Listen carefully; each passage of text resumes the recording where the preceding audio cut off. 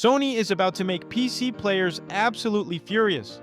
But honestly, it might be the smartest move they've made in years. Because if recent reports are true, PlayStation is finally doing the one thing Xbox is terrified to do. They're making the console matter again. Look, I get it.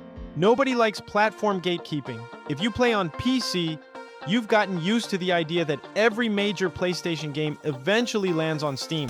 But let's be real for a second. If every massive PlayStation exclusive comes to PC anyway, why buy a PlayStation? That is the uncomfortable question Sony is forcing everyone to face, and their answer might be incredibly simple: Wolverine, no PC version, buy the console, or miss out. Here's what is actually happening. Reports indicate Sony is quietly pulling back on bringing its massive first-party single-player games to PC. Now, clarification matters here. Live service and multiplayer games are still fair game for PC. Look at Helldivers 2. It peaked at over 458,000 concurrent players on Steam because multiplayer games thrive on massive cross-platform crowds. That makes sense. But single-player blockbusters are different. Spider-Man, God of War, The Last of Us, Ghost of Tsushima. These games don't just generate revenue, they build the identity of the brand. And for years, Sony blurred its own lines. First, PlayStation games came to PC years later. Then the wait started feeling shorter. And eventually, players stopped viewing PlayStation games as true exclusives. They started viewing them as timed inconveniences. Sony accidentally trained its audience to wait.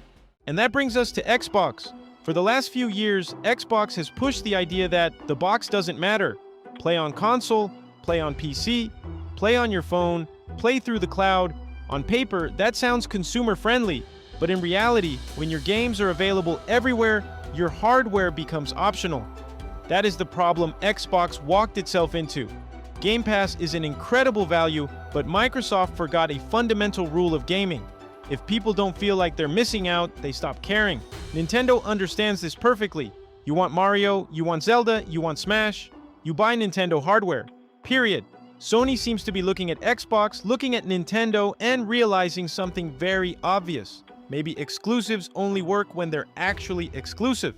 And that makes Wolverine the ultimate test case. This is not some minor side project.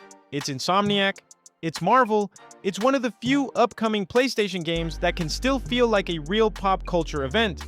If Sony locks Wolverine to PlayStation 5, PC players are going to be furious. But that outrage is exactly why the strategy works. Nobody gets mad about missing out on a game they don't care about. And from a business perspective, the current PC port strategy might not be as strong as people think.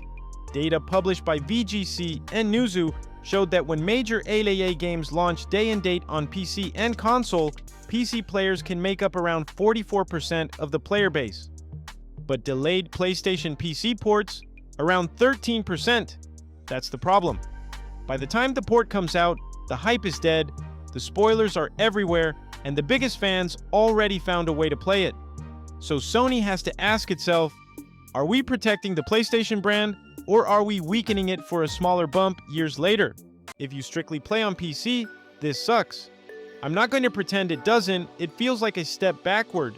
But from a business standpoint, PlayStation cannot afford to become Xbox with a different logo. If the hardware is going to survive, the exclusives have to actually mean something.